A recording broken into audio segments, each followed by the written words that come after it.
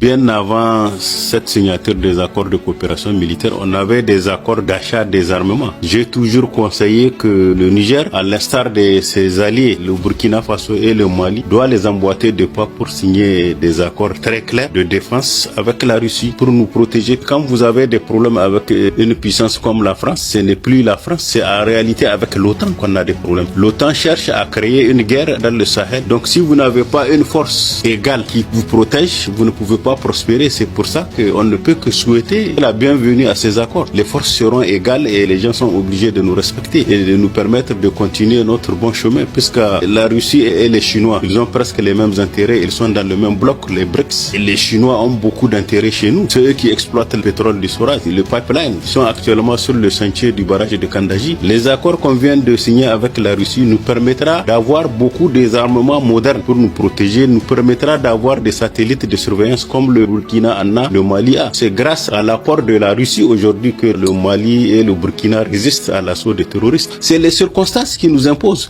Soit on accepte qu'une puissance soit là pour nous aider à s'en sortir, ou on accepte les Français qu'ils restent. Les Russes, on les a jamais pris la main dans le sac en train d'aider une rébellion. Au contraire, ils aident à matraquer et à faire une coopération avec vous gagnant-gagnant. Je n'ai pas vu un pays africain où la Russie s'est distinguée dans la colonisation ou bien dans l'exploitation sans l'accord du pays. Vous avez vu, le Mali n'a pas de centrale nucléaire, le Burkina n'en a pas. Les Russes viennent de signer des accords pour leur construire des centrales nucléaires. Le Mali aujourd'hui, c'est le pays le plus prospère de l'UEMOA. Ils ont des usines de traitement de l'or. Ils ont réhabilité leur usine de traitement du coton. Ils fabriquent leur tissu. Ils ont réhabilité le chemin de fer. Nous-mêmes, si on est franc avec eux, dans le cadre de cette coopération, on va en profiter beaucoup. Il faut qu'on soit engagé politiquement, courageusement, sans hésitation. S'ils constatent qu'il n'y a pas un engagement ferme de la part du Niger, ils seront réticents. Si on n'avait pas signé ces accords, Dieu seul sait ce qui va nous arriver. Puisque les Français ont juré d'empêcher cette alliance-là d'être opérationnelle. La Russie aussi a juré de protéger l'alliance, puisqu'elle a dit qu'elle va protéger cette alliance. Tout pays européen ou occidental qui va attaquer cette alliance, c'est comme s'il attaque la Russie va riposter.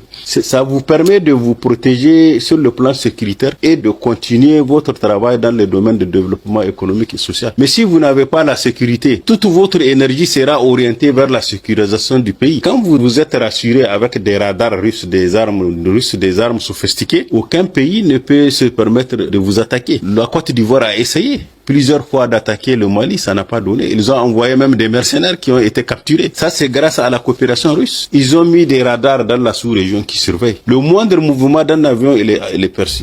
Aucun avion ne peut survoler l'espace là sans que les radars russes le voient ou bien le descendent. C'est un pays qui est suffisamment riche en matières premières. C'est pas comme la France qui vient s'accrocher en Afrique en pillant. S'ils sont venus chez nous, c'est parce qu'on est d'accord qu'ils viennent. Je pense que le jour où on va leur dire de partir, ils vont partir.